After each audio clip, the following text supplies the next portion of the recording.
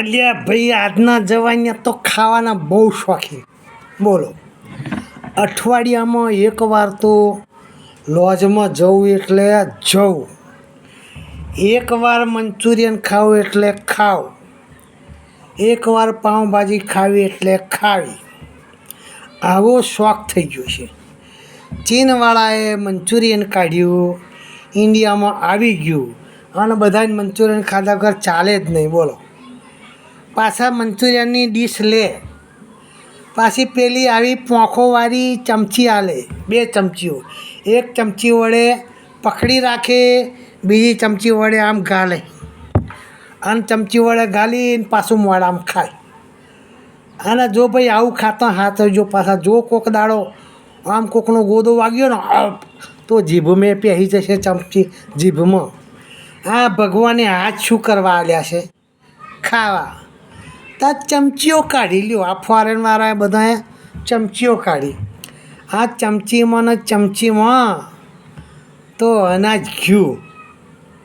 ભગવાને હાથ શું કરવા આલ્યા? ખાવા માટે.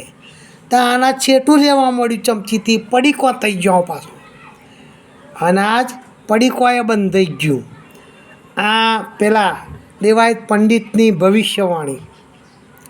અનાજ પડીકે બંધાઈ ગયું, બધું પડીકોમાં મળે, પોટલીમાં મળે. પાછો પોટલીઓ થઈ જાય.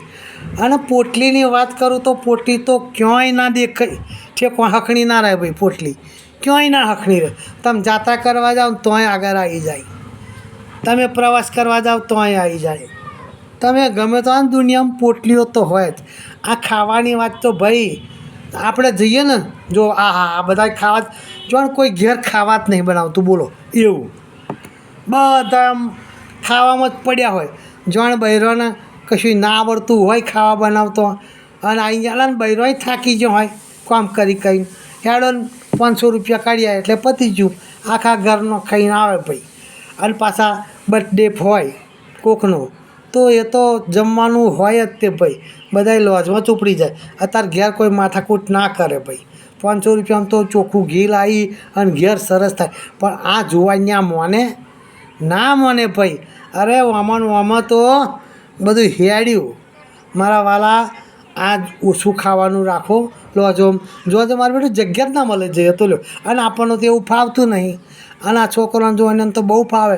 આ નાના છોકરાને તો બસ મંચુરિયન ને પાઉંભાજી, પફ ને પેલી દાબેલી બધુંય લ્યો.